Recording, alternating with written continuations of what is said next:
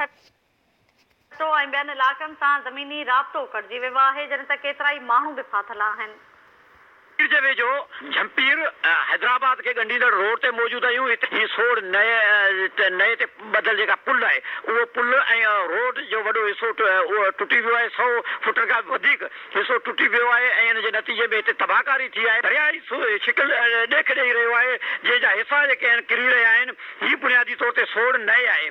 सोड़ नए जो जेको ही हिसो आहे उहो जॾहिं हिते पतो आहे झंपीर जे वेझो त हितां खां झंपीर ऐं ही मंज़र उहे आहिनि। झंपीर हैदराबाद लिंक रोड आहे जिते ही पुल तामीर कई रही हुई पर बदकिस्मती सां ही नाक्स मटीरियल इस्तेमालु थियल आहे।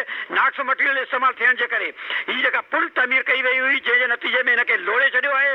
हिन जो वॾो हिसो जेको आहे पुल जो ऐं पुल जे भर पासे जो जेको रोड जो उहो लुड़ी वियो आहे। ज़मीनी राब्तो जेको आहे हिन वक़्तु झंपीर जो हैदराबाद सां कटिजी वियो आहे। झंपीर जो मजमूई तौर ते ठटे ऐं नूरियाबाद सां बि राब्तो कटियल आहे। छोकिरानि जो मुख़्तलिफ़ जेके नयूं वही आयूं आहिनि पर हिते जेके हे माण्हू हिते नज़र अचनि पिया पाण खे जेके हिते मौजूद आहिनि हिते बीठल आहिनि। असीं कोशिशि कंदासीं त उन्हनि माण्हुनि सां बि ॻाल्हि ॿोल कयूं त उहे जेके आहिनि हिन सूरत हाल खे कीअं पिया ॾिसे।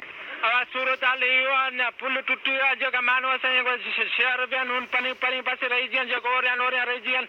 असीं ग़रीब माण्हू हाणे पूरो महीनो पाणी हलंदो की असीं केॾा वञूं असांजे माल में लुड़ी विया आहिनि।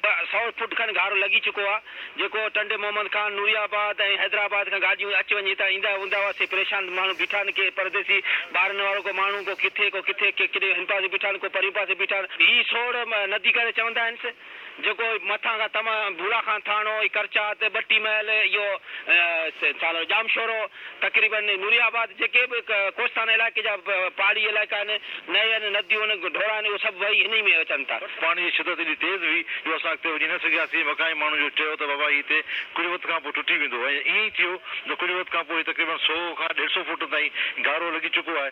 सचल कंपनी जे रोड ठारायो आहे उनजे ख़िलाफ़ इंक्वायरी थियणु खपे त हुन इहो नाक़स मटीरियल इस्तेमालु कयो आहे जेको थोरे पाणी जे वेकिरे सां जेको सॼो रोड लुड़ी वियो आहे। हज़ारे माण्हू हुते दरबदर थिया आहिनि। मुंहिंजे ख़्याल में उनजे ख़िलाफ़ एक्शन खयो वञे।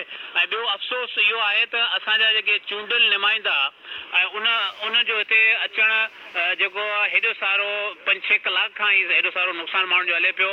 ज़िले इंतिज़ामिया ते न पहुती आहे हिते को बि माण्हू कोन पहुतो आहे ऐं हेॾो सारो लॉस थिए पियो नुक़सानु थिए पियो पर कंहिं बि क़िस्म जो को बि धणी सां ई नज़र कोन थो अचे।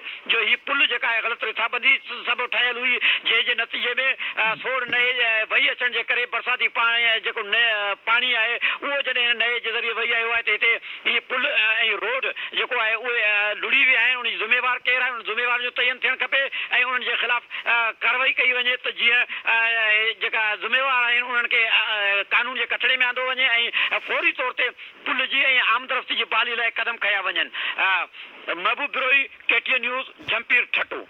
नाज़रीन